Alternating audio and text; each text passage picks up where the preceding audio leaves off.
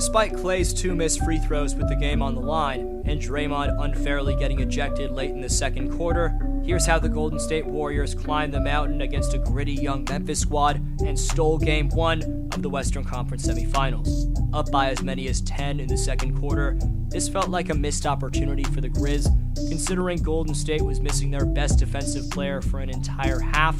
Jordan Poole's new playoff career high in scoring, the Dubs' uber small ball lineup with Klay Thompson at power forward and Andrew Wiggins at center, and Stephen Curry's calm, cool, and collectedness are all factors we're going to break down. So stay tuned for all that and more, which you can't miss, surrounding the NBA's current favorite to win it all from the Bay Area. Right before that, just 10.4% of you watching right now are subscribed, so if you haven't already, please subscribe and turn on notifications. Also leave a thumbs up, it takes a few seconds and makes a massive difference in YouTube's algorithm. You can follow me on Instagram and Twitter at DFlowHoops and I'll follow you back. Link is down below in the description for those 2 platforms. Like any sport, styles make fights in basketball, and with a whole different team to game plan for, Dubs head coach Steve Kerr decided to promote Gary Payton II into the starting 5 alongside Draymond, Andrew, Klay, and Steph, as Jordan Poole moved back to the role he got accustomed to during the regular season as the team's 6th man. Despite moving back to the bench, Deadpool was still out for vengeance against the man who robbed him of the Most Improved Player of the Year award. While Ja Morant had a higher points per game improvement from last season than Poole, Jordan went from playing with the Warriors G League team last year to averaging nearly 20 points per game and gaining the reputation as one of the best 6th men across the association. After multiple horrible games to close out round 1 against the Denver Nuggets, Jordan dominantly bounced back to open round 2 by posting 31 points, 9 assists, 8 rebounds, and 2 blocks on 74.2% true shooting in Game 1 against Memphis. The 22-year-old had his inconsistencies in 2021-22, but the MIP award is made for stories like Jordan's, so I thought the kid more than deserved to add his first of many NBA trophies to come. Game 1 of the West semis saw Poole flash every bit of development that he's made, whether it was his increased vertical jump and finishing in transition, or the much more fluid follow-through that he's putting on his three-point shot, an area which he made a career-best 36.4% of his shots from. Jordan had every part of his offensive bag on display early on. But just like the player we looked at yesterday in Luka Doncic, Poole's impact on the other end of the floor is criminally underrated. Right here, Jordan glues himself like the Minnesota fan to his matchup, helping Draymond blitz and turn over Desmond Bane, which leads directly into a stone-cold pull-up jumper from Deadpool on the other end. That leads to a Memphis timeout, and JP gets himself and his teammates hyped up. Here, keep an eye on how Poole elusively leaves his man to stuff Ja Morant on the weak side. It's those types of plays which gave Jordan the second-best defensive rating at his position during the regular season.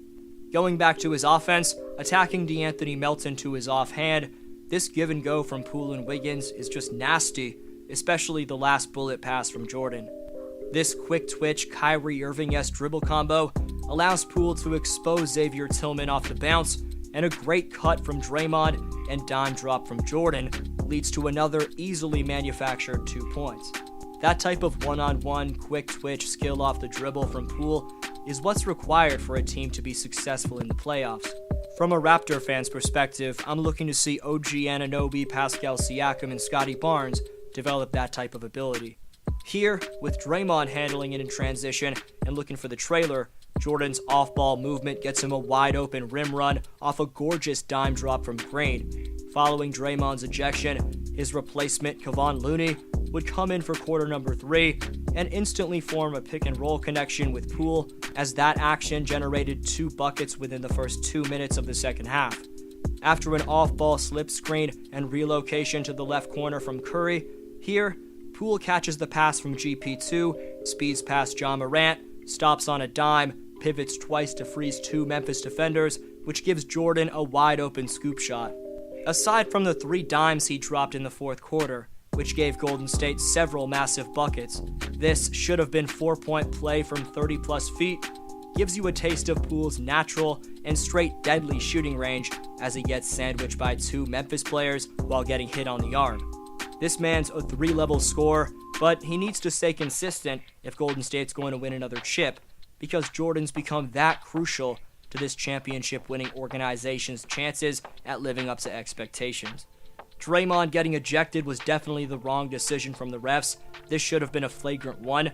However, it ultimately ended up allowing Poole to join an uber-small crunch time lineup with Wiggins at the center spot next to Curry, Thompson, and GP2. Taking advantage of their quickness, that unit thrived off elite passing reads from Poole and Curry over the final minutes of the game.